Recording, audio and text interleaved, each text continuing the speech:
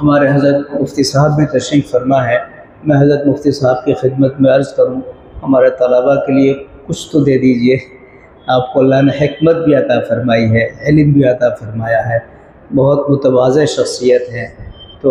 ہمارے طلباء اور ہم سب آپ سے کچھ امید لگائے ہوئے ہیں، جو وقت کے مزاج کے مطابق ہو فرما دیجیے، ہم آپ سے کچھ سننے کے لیے بیٹھاب ہیں۔ میں بھی آپ حضرات کی طرح طالب علم ہوں، حضرت قاری صاحب کا حکم ہے تو طلباء کی مناسبت سے، طلب علم کی مناسبت سے ایک بات عرض کر دیتا ہوں۔ ہمارے والد محترم حضرت مولانا الحاج مفتی رئیس احمد خان صاحب قاسمی دعوت برکاتہ ایک بہت اچھی مثال دے کر طلباء کو یہ نصیحت کرتے ہیں کہ جب آپ کسی چیز کے حصول میں لگے ہیں تو آپ کے پیچھے دو طرح کی محنت ہے،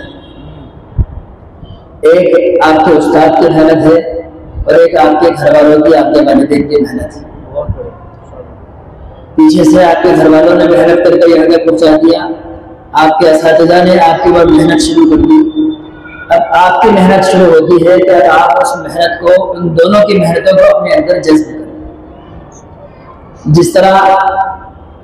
ایک لائٹ، ایک بلب کو جلانے کے لیے دو تار کی ضرورت ہوتی ہے، ان دو تاروں میں سے ایک نیوٹرل اور ایک فیس،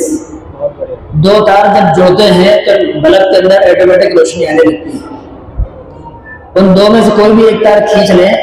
بلب جلنا بند ہو جائے گا، تو وہ دو تار جڑ چکے ہیں، ایک استاد کا تار اور ایک آپ کے والدین کا تار۔ اب یہ دو تار جوڑنے کے بعد آپ کے اندر لائٹ جلنا یقینی ہے، بشرطے کہ بلب فیوز نہ ہو۔ اب آپ کا ہی دماغ اگر فیوز ہے تو ساری محنتیں کرنے کے بعد بھی کچھ نہیں کر سکتے، اور آپ کے اندر اگر تھوڑی سی بھی صلاحیت ہے اور آپ اپنے ان صلاحیتوں کو اجاگر کرتے ہیں اور پر محنت کرتے ہیں تو قرآن کریم کی دولت بہت جلد انشاءاللہ آپ کے سینوں کے اندر محفوظ ہو جائے گی۔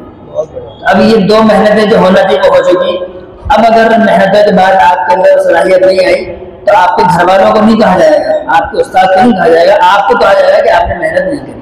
تو آپ اپنی محنتوں میں اضافہ کریں، اور یہ وقت اللہ نے ہمیں دیا ہے، آپ کو دیا ہے، اس وقت کے اندر جتنا آپ محنت کر کے قرآن کو ازبر کر لیں گے تو انشاءاللہ رہتی دنیا تک آپ کی زندگی تک کے لیے انشاءاللہ کافی رہے گا۔ بچپنے کا یاد کیا ہوا بڑھاپے تک یاد رہتا ہے، جوانی میں وہ ذہن میں اتنا کام نہیں کرے گا جتنا ابھی اس وقت آپ کا کام کرے گا۔ اس لیے اس وقت آپ قرآن کریم کی ایک ایک آیت کو، ایک ایک متشابہات کو اپنے دل و دماغ کے اندر اتنا پیوست کریں کہ قرآن کھل کے آپ کے سامنے آئے۔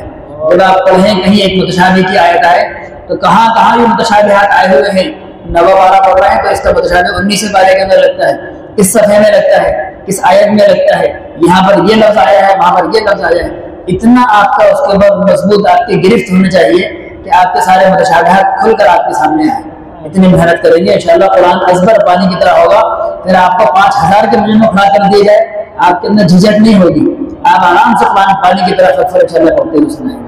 اللہ پاک ہمیں عمل کی توفیق نصیب فرمائے۔